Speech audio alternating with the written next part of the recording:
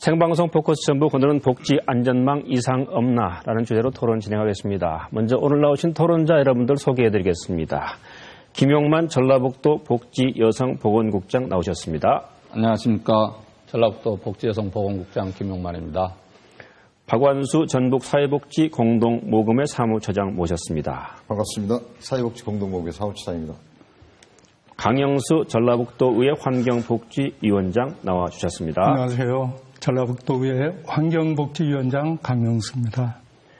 문태성 전주평화주민사랑방 대표도 자리 함께 하셨습니다. 안녕하세요. 평화주민사랑방 문태성입니다. 반갑습니다. 먼저 김용만 국장님, 이제 날이 추워지면서 어려운 사람들이 걱정이 많을 텐데 현재 이제 전라북도의 복지 수요 계층 현황 어떻게 돼 있습니까? 예, 제가 좀 준비한 표로 한번 설명드리겠습니다. 저희 전라북도의 복지 수요 계층은 크게 국민 기초생활보장 수급자, 장애인, 노인, 소년 소녀 가장, 한부모 혹은 조선 가장 이렇게 구성되어 있는데요. 전반적으로 이제 56만 4천여 명으로 우리 전라북도 인구의 33% 정도 해당이 됩니다. 네. 그 중에서 이제 국민 기초생활 수급자는 좀 줄어드는 추세 있고 고령화 사회 여파로 노인들은 좀 늘어나고 있습니다. 네. 그리고 이제 경제 위기 등 좀 다양한 위기들로 인해서 가정의 위기가 좀 많다 보니까 지금 한부모 조선 가정들이 좀 늘어나는 추세에 있습니다. 예. 강영수 위원장님. 예. 통계를 보면 이제 기초생활수급자는 좀 줄어들고 있지 않습니까? 네네. 이런 거는 왜 일어나는 현상입니까? 예. 우리 도민들이 잘 아시다시피 국민 기초생활보장법은 헌법 제34조에 근거해가지고 지난번에 생활보호법이 폐지가 되고 네. 그 후로 이제 최소한의 기초생활 제도를 보장해 주는 그런 제도로 마련된 것이거든요. 지난 2011년 정부에서 이 행복이음이라고 하는 통합 전산망을 통해서 통합 관리를 하게 된 거예요. 예. 그러다 보니까 수혜자의 정보를 통합 관리를 하면서 이게 국세청, 국민연금공단 또 건강보험공단 이런 데 통계 자료를 전체 이렇게 하는 거죠. 네. 그러다 보니까 부양 의무자에 대한 모든 재산이 전부 잡히게 되는 거예요. 그러다 보니까 이 수혜자에서 탈락이 되는 겁니다. 이게 전국적으로 약 20만 2천 명이 수급에서 탈락이 됐고 전라북도는 약 7천 명이 탈락이 된 그런 실정입니다. 예. 박완수 처장님, 네. 사회복지공동모금회에서 파악하기는 지금 도내 복지 사각지대 노인분들 어떻습니까? 상황이. 지금 저희가 사랑일매에서 지원하고 있는 것은 도내 복지 사각지대의 범주, 행정기관에서 지원하는 범주보다는 좀 더 넓습니다. 네. 행정기관에서 보통 150% 이내 최저생계비 기준에서 하는데 네. 저희는 경우에 따라서 최대 300%까지를 지원하기 때문에 네. 굉장히 지원의 폭이 넓다라고 보겠죠. 네. 진짜 이런 지원의 폭을 과연 어떻게 파악하나 하면은 우선 행정과의 연계가 가장 중요하고요. 그 다음에 민간 차원의 네트워크가 중요한데 지역사회 복지협의체 또 각 시군에 보면은 각종 복지관들이 많습니다. 노인복지관, 장애인복지관 이런 복지관을 저희가 중간 배분 협력기관으로 통해 가지고 그쪽에서 파악하고 있는 복지사각지대를 저희가 연계해가지고 이렇게 또 지원 대상으로 해서 파악을 하고 있습니다. 예. 문태성 대표님, 지금 사회복지단체를 운영하고 계신데 실제로 현장에서 보시면 복지 수요 계층의 실태 어떻게 파악하고 계십니까? 네, 저희는 이제 빈곤운동하는 시민사회단체이다 보니까요. 네. 정부가 발표하고 있는 기초수급자 현황이 이제 줄어들고 있는 원인에 대해서도 다르게 해석을 하고 있습니다. 네, 어떻게 보십니까? 이제 물론 통합 전산망을 통해서 부양의무자 기준에 초과되어서 수급자 수가 줄어들고 있는 건 사실이지만 그 이전에 보건복지부가 예산을 세울 때마다 그 예산의 기초수급자들에게 주는 생계급여 예산의 산출 근거가 수급자의 수를 줄여서 예산을 삭감하고 있는 게 현실입니다. 즉 예산을 삭감해 놓았기 때문에 수급자 수를 줄여야 되는 거죠. 목표가 수급자의 수를 줄이겠다는 목표를 세웠기 때문에 그 목표를 달성하기 위해서 통합 전산망을 이용해서 부양의무자의 기준 초과자들을 찾아내는 그런 수단과 방법들이 동원되는 것. 이렇게 해서 수급자 수가 매년 줄어들고 있는데요. 저희 평화주민선언방에서 몇 년 동안 조사를 해본 것에 의하면 2008년도부터 현재 2013년도 12월 말까지 기준으로 보면 매년 줄었습니다. 전라북도 같은 경우에는 2008년에서 2014년 말을 기준으로 했을 때 한 1259가구가 수급자에서 탈락이 했고요. 인원 수로는 24,813 인원이 수급자에서 탈락되었습니다. 네. 지속적으로 경기가 안 좋은 상태에서 수급자 수가 지속적으로 줄었다. 그 원인이 수급자가 먹고 살기 좋아져서 생활 형편이 나아져서 줄었다고 볼 수는 없고 정부의 정책이 수급자 수를 줄이려고 하는 의도 때문에 줄었다. 이렇게 분석하고 있습니다. 예. 추후에 또 깊은 얘기는 또 해보도록 하죠. 도내 복지 수요 계층에 대한 전반적인 상황을 좀 알아봤습니다만 본격적인 토론에 들어가서 위기 가정의 실태, 또 복지 사각지대 노인분들의 열악한 상황, 또 이러한 복지를 활성화하기 위한 방안, 이런 부분에 대해서 차례로 토론을 해보도록 하겠습니다. 먼저 이제 국장님 좀 설명을 좀 해주셔야 되겠네요. 예. 기초생활수급자에서 탈락하는 사례 이제 많을 텐데 지금 설명한 대로 이런 분들의 생활이 아주 어려울 텐데 이런 분들을 위한 뭐 구제 제도 같은 것도 또 있다면서요. 어떤 건지 설명을 좀 해주세요. 아까 이제 말씀하시는데 그 수급자에 관해서는 이제 여러 가지 의견이 있을 수 있고 수급자에 해당하지 않았을 때 긴급복지지원제도라고 있습니다. 그것도 제가 이제 표로 준비해서 설명을 드릴 텐데. 이 긴급복지지원제도는 2004년도에 대구에서 그 어린이가 방치돼서 사망에 이르게 된 그런 사건을 계기로 해서 만들어낸 제도인데요. 이제 방금 아까 그 TV에서 나왔지만 금년 2월 달에 송파구 세모녀 사건 때문에 이제 좀 더 관심을 받게 됐습니다. 근데 이제 결론적으로 말씀드리자면 긴급복지지원제도는 선 지원을 하고 난 다음에 후에 그 자격이 있는지 여부를 조사하는 겁니다. 그래서 그 목적은 주소득자가 갑작스럽게 질직이나 이런 것으로 인해서 위기 상황을 맞이해서 생계 유지가 어려운 가정을 먼저 지원하고 후에 조사를 하는 것인데요. 그 대상이 이제 첫째는 위기 상황이라는 상황적 조건과 개별적으로는 이제 그 소득이나 재산 기준을 좀 충족시켜야 됩니다. 그래서 이제 위기 사유는 이런 그 주소득자의 사망이나 가출 등으로 소득을 상실한 경우나 중한 질병이나 부상, 화재 등으로 인한 어려움에 처했을 때, 또 가족의 학대를 당한 경우나 또 휴폐업 등으로 인해서 생계가 곤란한 경우인데 이제 조금 문제가 되는 것들이 이제 이 자산 기준들이 조금 그분들이 충족시키기 좀 어려운 면이 있습니다. 방금 우리 위원장님께서도 말씀하셨고 문 대표님도 말씀하셨지만 이 사회복지 통합 전산망이 워낙에 잘 돼 있다 보니까 이런 긴급 상황이 오더라도 사회복지 업무를 보신 분들이 먼저 보고 가서 해당 여부를 판단을 하게 됩니다. 그래서 이런 금융자산 기준으로 한 300만 원 정도 이런 부분들은 금방 나와서 이제 좀 지원을 못 받는 경우도 생기는데 아무튼 이 취지에 맞게 복지부에서도 지금 이런 자산 기준을 좀 완화시키고 있는 것으로 저희가 알고 있습니다. 일단 기초생활수급자가 아닌 분들을 대상으로 하는 사업이죠, 이런 거는. 그렇습니다. 지금 올해 예산, 내년 예산은 어느 정도나 편성이 되어 있습니까? 내년 예산은 금년도 예산의 약 1.5배 정도 해서 70억이 넘게, 79억 정도 지금 편성이 되어 있습니다.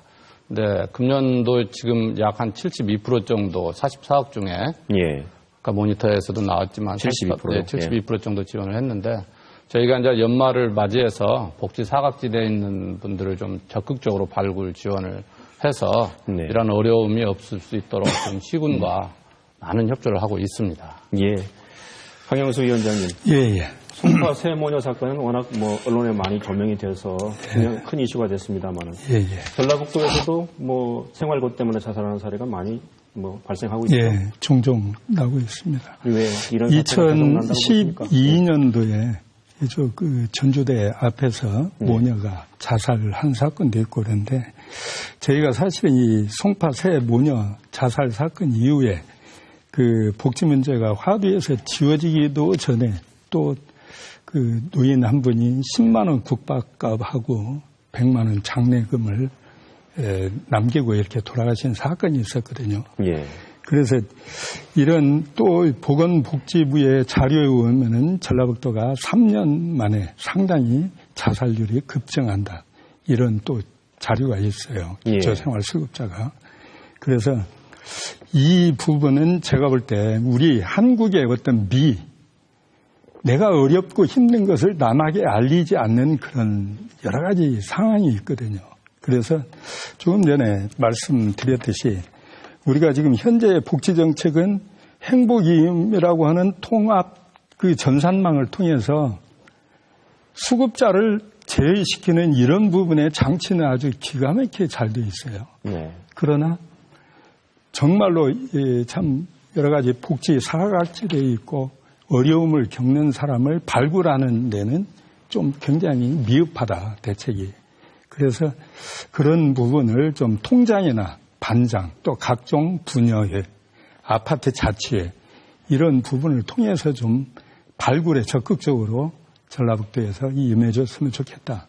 이런 부분을 말씀드리고 싶습니다. 예. 문태성 대표님, 현장에서 보시면 좀 전에 이제 김영만 국장님이 설명하신 긴급복지지원제도, 위기가정지원제도라고도 말한다고 그러대요. 이런 것들을 많이 홍보가 돼 있습니까? 실제로 뭐 알고 활용하는 분들이 많이 있습니까? 어떻습니까? 아무래도 제도나 정책이 국민들 개개별로 홍보되기에는 한계가 분명히 있습니다. 그럼에도 불구하고 주민들에게 이것이 잘 홍보되어서 이런 제도를 이용할 수 있도록 하는 것은 국가의 책무인 것 같고요. 다만 이 책무가 소홀했거나 또는 잘 알려지지 않아서 주민들이 이용을 못한다고 하면 이런 발굴의 의미도 국가가 당연히 책임을 가지고 있다 봅니다. 저희 평화주민 사랑방에 지난 5월 달에 긴급구조 의뢰한 가구가 실제 사례가 있었습니다. 그래서 가정에 직접 다른 시민사회단체로부터 의뢰가 들어와서 함께 갔더니 이제 50대 후반의 아저씨, 혼자 사시는 아저씨인데요. 이분이 차상위 계층에 있다가 넘어지면서 갈비뼈하고 쇄골뼈가 부러지면서 거동이 불편하게 되었습니다. 역시 차상위 계층이기 때문에 모아둔 돈이 없고 의료보험도 또 체납하면서 지식이 없어서 병원에 가면 의료보험을 안 냈기 때문에 치료를 못 받을 것이다 라고 오해를 하셔서 병원도 안 가셨더라고요. 그래서 저희 단체가 상담한 지는 그런 사고가 난 지 6개월이 지난 상태였습니다. 그래서 실제 이제 상담하는 과정에 집안 이렇게 살림을 좀 봐왔더니 이 아저씨 상담한 내용에서도 이미 동사무소에 가서 기초수급자 신청도 해봤지만 수급자 대상이 아니다. 이런 답변으로 돌아왔고 또 구청에서 찾아와서 긴급복지지원팀이 찾아와서 왔다 갔는데 컵라면 한 상자만 주고 갔다. 근데 저희가 이제 상담한 결론은 이분은 긴급복지지원 사업 대상자였던 거고요. 그리고 기초수급자도 됩니다. 그래서 저희가 이제 빠르게 구청에 연락해서 긴급복지지원 받도록 했고 바로 동사무소와 구청에 관련 증빙 서류들을 갖춰서 이분들의 은행에도 가고 병원에도 가고 이런 서류들을 직접 차에 싣고 모시고 다니면서 모든 서류를 갖춰서 동사무소 신청서를 제출해서 지금은 수급자로 또 긴급복지 한 달 지원 받고 한 달 후에 조사기간이 30일 걸리거든요. 수급자가 되었고 또 영양실조가 장기간 방치되어 있어서 민간의 지역에 있는 자원들 연계해서 병원에 입원해서 한 30일 정도 영양을 다시 보충해서 지금은 건강하게 지역사회에서 살고 있습니다. 지금 말씀하신 경우는 뭐 아주 다행스러운 경우지만 실제로 이런 거를 몰라서 혜택을 못 받는 경우도 많이 있겠네요. 이분 같은 경우는 알고 어떻게든 도움을 요청했는데 행정기관청에 요청했는데 공무원들이 법률 적용을 제대로 하지 않아서 제도에 도움을 받지 못한 사례이고요. 말씀하신 것처럼 제도를 모르더라도 찾아가서 구조 요청을 했을 때 도와줄 수 있는 적극적인 자세 뭐 이런 것들이 필요하다는 거고요. 실제로 그 국회에서 지난 7월 국회 예산정책처에서 발행한 책자에 의하면 긴급복지의 경우 미집행액이 435억 원에 달한다고 발표를 했습니다. 전국적으로? 그렇죠. 그런데 그 이유를 이제 국회에서는 뭐라고 기록을 해놨냐면 제가 읽어드리면 지자체 사후 책임 부담 등으로 인한 소구적 집행이 첫 번째 이유로 지적을 했습니다. 즉 지자체 시군국 공무원이 이런 위기 가구를 발견했을 때 신고가 들어왔을 때 도움을 요청했을 때 사후 책임, 지원 대상자가 아닌데 지원했다라는 이런 책임에 대한 부담이 실제로 커서 지원 대상자의 범위에 대해서 부담이 느껴지니까 소극적으로 집행하다 보니까 수년 동안 긴급복지 예산이 계속 40% 미만의 집행률을 기록하고 있었다는 것으로 확인되었습니다. 예.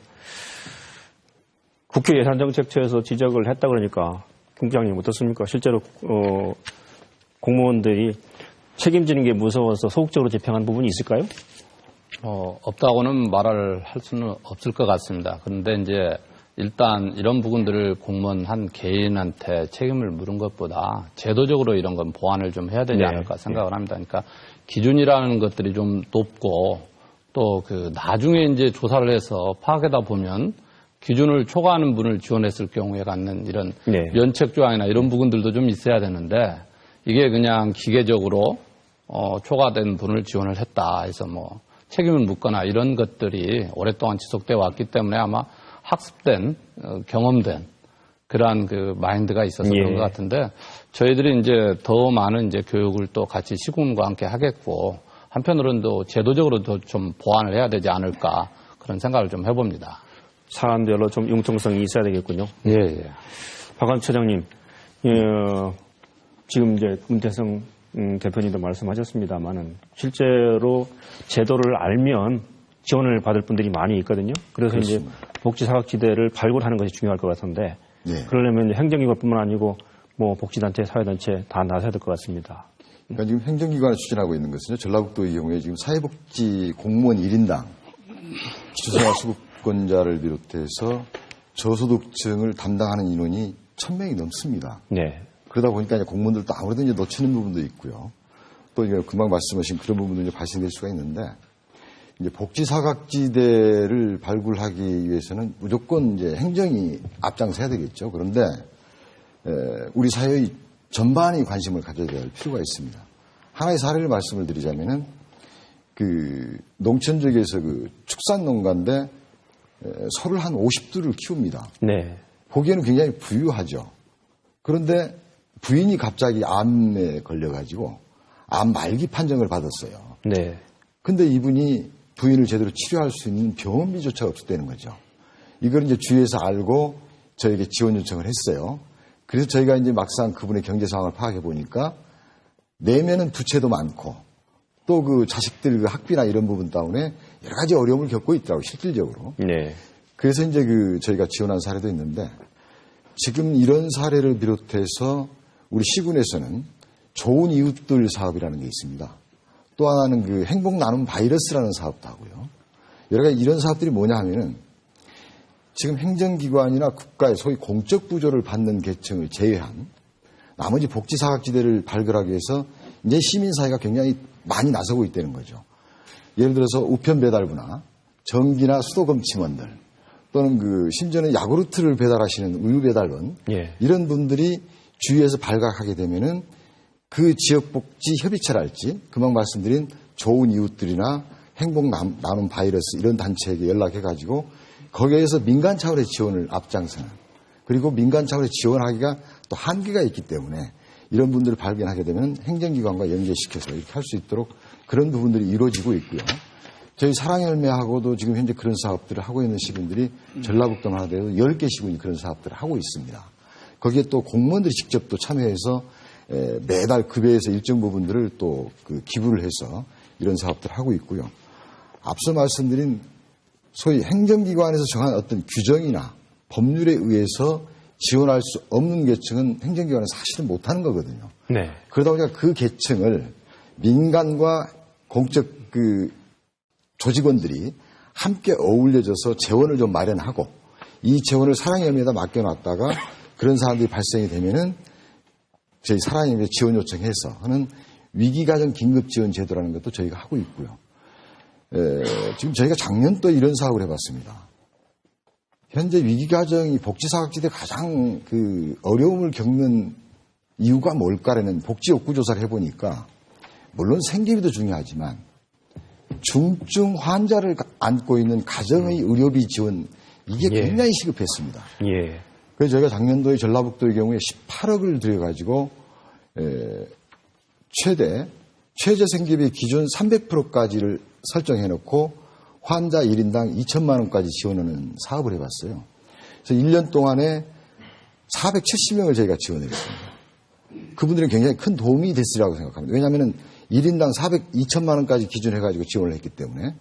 그래서 이제 그 금년에 현재 지금 재원은 고갈이 됐습니다만은 이게 저희가 내년도에도 지금 한번 해볼까 하는 아주 그 중요한 사업이다. 예. 환자가, 중증 환자가 있으면은 가정이 전체가 몰락되는 이런 사례들이 굉장히 많이 발생이 되고 있기 때문에 그냥 그런 사업하고 있고요. 그래서 민간 차원, 행정 차원 이런 것들이 같이 어우러져서 복지 사각지대를 발굴하고 하는 것은 전반적인 사회가 같이 나서야 되겠다. 예. 지금은 시점이 그런 시점에 와 있습니다. 예.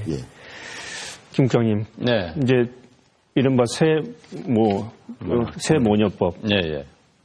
이게 제정 과정이 있지 않습니까? 그러면 그렇습니다. 이게 제정이 되면 예. 좀 상황이 나아집니까? 예, 상당히 그 제도적으로 많이 나아질 거라고 보고 있습니다. 그 내용을 잠깐 설명을 하자면. 네. 일단 그 송파구 세모녀로 이제 촉발된 예. 이런 관심으로 끝내지 않고 복지 사각지대 해소를 위해서 하는 건데요. 첫째는 이제 국민기초생활보장법에서 가장 문제가 되는 게 이제 부양 의무자 기준이 좀 높습니다. 예. 그러다 보니까 이제 그 복지 사각지대 주요 원인이 되고 있어서 이런 부양 의무자 기준을 좀 완화시키는 그런 것이 있고요. 예. 두 번째로 이제 긴급복지지원법이라고 해서 긴급복지 지원을 해야 되는데 이건 역시 범위가 너무 좁습니다. 그 조건이 자산 기준이나 이런 부분들이 너무 높아서 네. 이것도 지금 완화할 것이고 이제 세 번째로 사회보장 수급권자 발굴 및 지원에 관한 법률이 있는데 이제 이 법이 이제 상당히 아까 그 강영수 위원장님이나 우리 이제 문태성 대표님 말씀하셨던 발굴 시스템이 미흡한데 예. 이 법을 통해서 이제 그 국가와 지방자치단체가 발굴하는 것들이 하나의 책무가 되고 또 이 수급권자는 하나의 권리를 갖게 되고 또 지금까지는 각 기관별로 그 수급권자를 발굴했는데 이제 그 소외계층 발굴을 위해서 관계기관들이 의무적으로 정보를 공유하고 공동 활동을 해야 됩니다. 그리고 이제 마지막으로 중요한 건 이 수급권자와 관련된 일을 하시는 모든 분들이 이러한 것들을 발굴 내지는 발견이 됐을 때 신고를 의무화하는 그런 것으로서 이제 제도적으로 정비는 됐습니다. 근데 방금 이제 우리 박 차장님께서 말씀하셨다시피 이게 이제 복지 공급이라는 게 행정에서만 하게 되면은 상당히 좀 틀에 박혀 있고 상당히 융통성이 좀 부족한 면이 있습니다. 그래서 앞으로 이제 복지 공급 시스템도 좀 다양화 시켜야 되지 않을까 이런 생각들을 좀 해보고 있습니다. 예. 강영수 위원장님. 예. 위원장님은 어떻게 보세요? 이 세모녀법 어떻게 평가하세요? 예. 저는 좀 이제 긍정적으로 평가는 합니다. 그러나 또 여러 가지 이제 좀 미흡한 점이 있는데 첫째 긍정적인 평가를 하는 부분은 가난의 대물림을 좀 차단했다. 예. 다시 얘기해서 그 교육 급여를 거기에서 제외를 했다. 이런 부분에서 좀 긍정적인 평가를 하고요. 두 번째는 소득 기준이 전에는 최저 생계비에서 약 185%로 했는데 이번에 4인 기준으로 해가지고 404만 원으로 상향 조정을 했어요. 예. 그래서 그런 부분에서 한참 일을 하고 열심히 할 때 부양 의무로 인해서 이런 부분에 많이 지출되는 그런 부분을 조금 일선에서 일을 할 수 있도록 했다는 점에서 좀 긍정적이고요. 마지막에 세 번째는 정부가 폐지하려고 했었던 최저 생계비를 존치하는 것. 이것이 세 가지를 저는 좀 긍정적으로 평가를 하고요. 거기에서 이제 한 두 가지는 좀, 이건 좀 기존에 좀 아쉬운 점이 있다. 그 첫째는 본인이 수급 대상자로 해가지고 본인이 신청을 하는 그 신청 제도예요. 말하자면 옆에서 이러이러한 어려움이 있다 하고 하더라도 본인이 결국에는 가가지고 꼭 신청을 해야 하는 그런 본인 신청 제도를 좀 개선을 좀 해줘야 되겠다. 또 한 가지는 부양 의무 기준을 완화를 시키게 되면은 수급자가 많이 늘어나지 않습니까? 그러면은 그 재원 조달을 어떻게 해야 하느냐.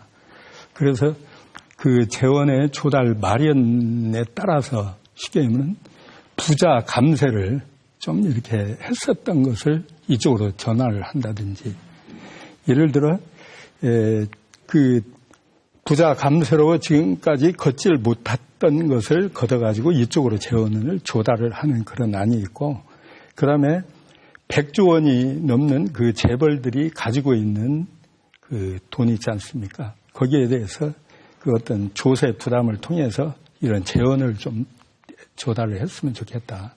그런 좀 아쉬움이 한 두 가지가 있습니다. 네, 박완수 처장님. 네. 아무래도 이제 민간 차원의 복지 사업을 많이 하려면 재원이 풍부해야 되는데 사회복지공동모금회는 이제 올해 모금을 시작했습니까? 어떻습니까? 네, 금년에 지금 그 복지 수요 계층이 저희가 판단했을 때 굉장히 많이 늘어나고 있고요. 예. 이제 소위 그 복지 수요 계층이라 저희 사랑헬멧에서 파악하고 있는 것은 복지 사각지대까지를 넓혀서 이렇게 보기 때문에요. 네. 그래서 지난 20일부터 금년 열흘 앞당겨서 시작을 했습니다. 아, 시작했습니까? 네, 다만 이제 그 작년도보다 저희가 모금 목표액을 작년도에 48억을 설정을 했는데 금년도에 지금 55억을 했어요. 작년에 48억은 다 채웠습니까? 네, 작년도에 저희가 48억 대비 53억을 해서 111도로 올렸고요. 네. 지금 저희가 16년째 사랑의 온도탑을 지금 운영을 하고 있는데 저희 전라북도 경우는 지금까지 100도를 달성 못한 적은 한 번도 없었습니다. 그래서 금년도에는 55억으로 책정을 했고요. 그래서 12월 1일 날 이제 대대적으로 저희가 사랑 나눔 온도탑 제막식을 거행할 거고요. 예. 그 온도탑을 이제 그 전주 종합경기장 사거리에다가 설치해 놓고 모든 도민들께서 한번 온도탑도 보시면서 사랑 나눔에 동참할 수 있도록 저희가 동기부여를 하기 위해서 지금 열심히 지금 시작을 했습니다. 예. 예.